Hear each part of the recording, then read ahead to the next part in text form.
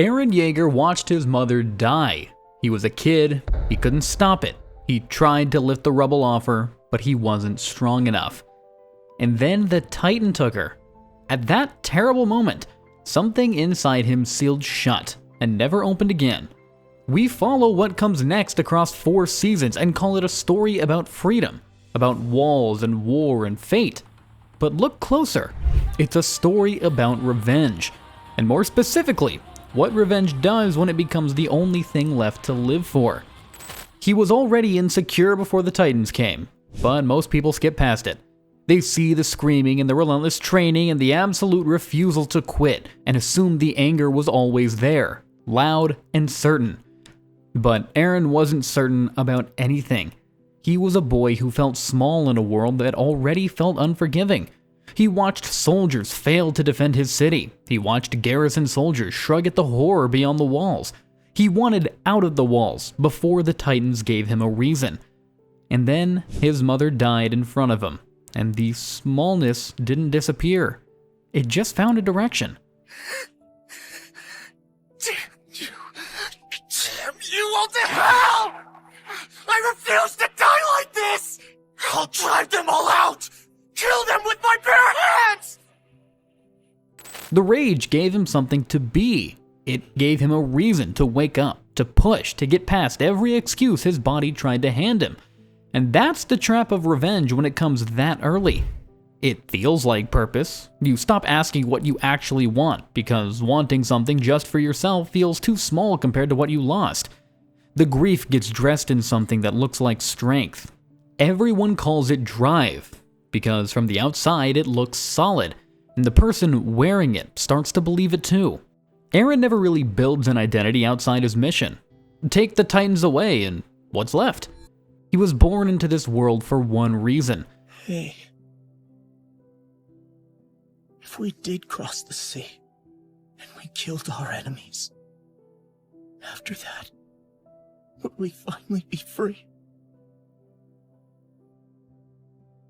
And he never let himself want another. Think about someone you know. Maybe you've been this person yourself. Not someone who lost a parent to a Titan, but someone who got hurt badly. A betrayal, a rejection, a breakup, a moment where the person who was supposed to protect them didn't, and turned that pain into fuel. You probably admired it at first. The focus, the discipline, the way nothing seemed to knock them sideways. But something in the back of your mind noticed they never really talked about anything else. Every goal pointed back to the same injury. The grind wasn't about becoming something new. It was about setting a score with a moment that was already gone. Personally, I spent years chasing things that I didn't actually want because someone once told me I wasn't capable of the thing I did want. I wasn't building anything. I was still standing in that room from years ago, trying to prove something to someone else who had already moved on. My own goals weren't really mine. They were borrowed from the person who hurt me. I was working off their script, and the work felt purposeful because it hurt. That's how you know you're still in it. When the work takes you back somewhere specific every time, you're not building, you're replaying. That's where Eren is for a very large part of the show. Running toward the Titans isn't ambition, it's a boy still screaming at the moment he couldn't change, still trying to find the version where he could have saved his mother. The longer revenge sits, the worse it gets. Every year the pain stays there. It compounds, and every encounter that reminds Eren of his powerlessness feeds the original pain. He doesn't really grow past that moment. He just builds on top of it. The same boy who watched his mother die is still there. He's just older now, stronger, more capable. But that day in Shiganshina never changes. A child couldn't save his mother, and an adult can't go back and fix it either. The only difference is, now he has more power, and more ways to act on the anger that came from that day. And the show lets him believe it for a while. Seasons 1 and 2, the targets are clear. Titans are monsters. Killing them is righteous. Nobody really has to examine the premise because the premise looks pretty obvious from where they're standing. Watch how Eren fights in those early episodes. I mean, there's no real strategy yet. It's just rage with enough skill attached to it to look like something else. He doesn't want to win. He wants to destroy. those really aren't the same thing, and the show knows it, even when Eren doesn't. He has Armin beside him, and Mikasa, and those friendships are genuinely real. But watch how he talks about protecting them. He talks about it the way that you would talk about a mission, not a relationship. Yes, the love is real, but it stops being the priority.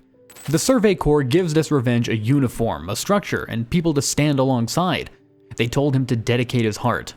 So he did. He just never got it back. But underneath all of it, he's still that kid in Shiganshina. Still 10 years old. Kill them all. For the last one. Everything he's been building is aimed at going back to that morning and finding a different outcome. Then, the world breaks open. Season 3. The truth comes in, and it doesn't arrive gently. Titans weren't just these mindless creatures from nowhere. They were people. His own people. Transformed, weaponized, and thrown at Paradis by a nation called Marley that had decided the Eldians were the threat. The world, it's cruel. He always knew that, but what he wasn't ready for was the beautiful part. That the enemies were also human. The things Eren spent years destroying weren't just pure evil. They were the latest victims of a cycle older than anyone in history.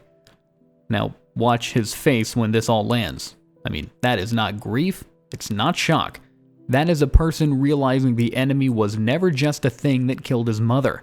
It was a system run by people who were also afraid, who had also been told their hatred was righteous, who were also reacting to something that started long before they were even born.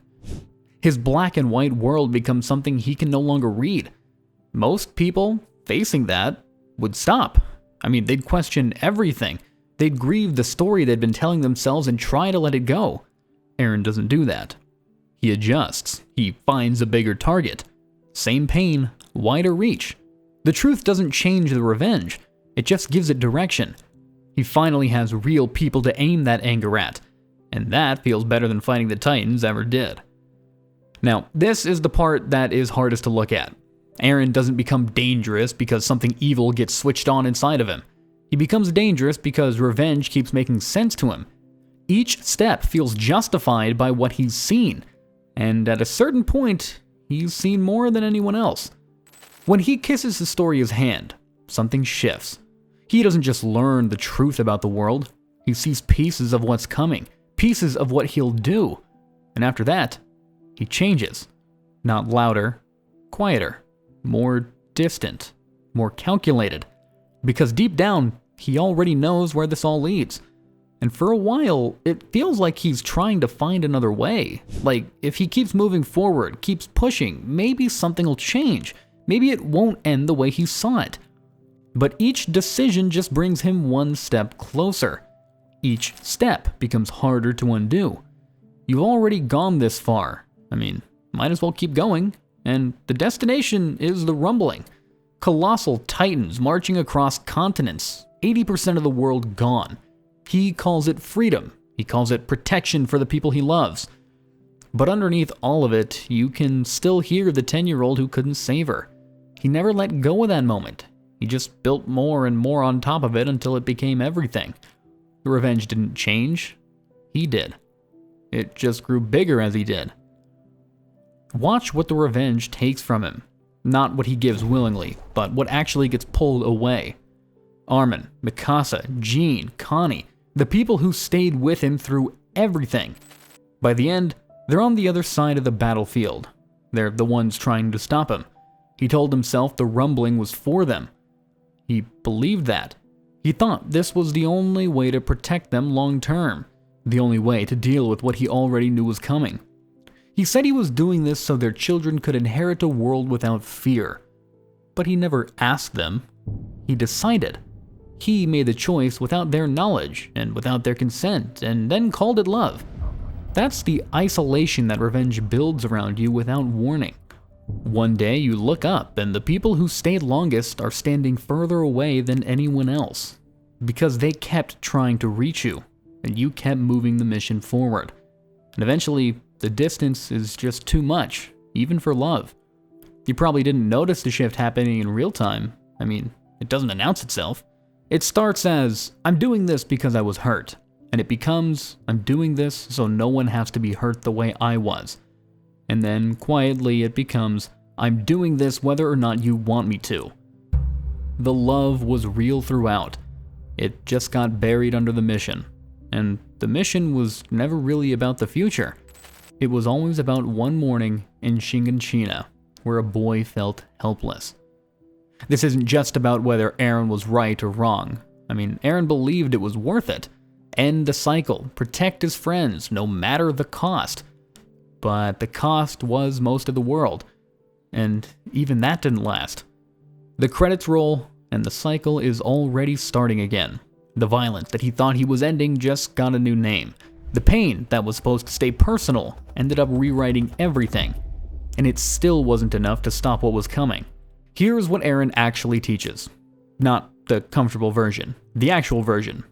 The pain was real. The rage was earned. Nobody who watched their world collapse in front of them at 10 years old should be handed a simple lesson about letting go.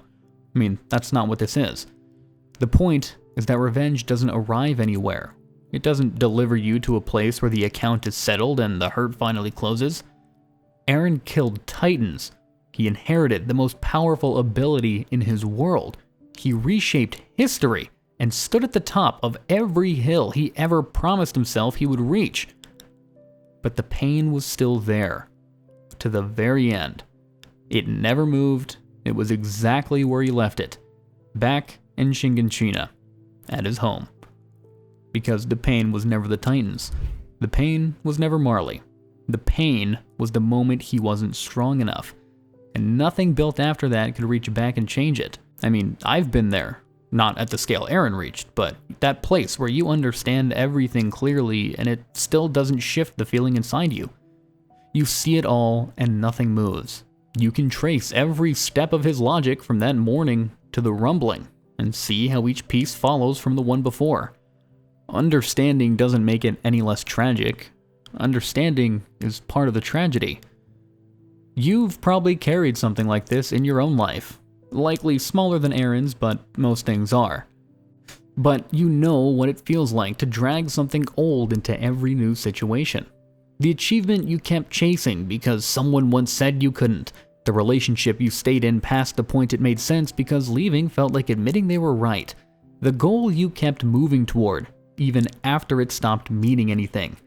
Because stopping would mean all those years led somewhere empty. That is the moment you reach the ocean and realize it didn't fix anything. And then you realize it wasn't the end. Eren got everything he said he wanted. He reordered the world. He completed the mission. And in that final moment, in that field at the end of everything, the pain was still there. Maybe he saw it clearly then. Maybe he always knew it wasn't going to be enough. Maybe knowing was never going to be enough.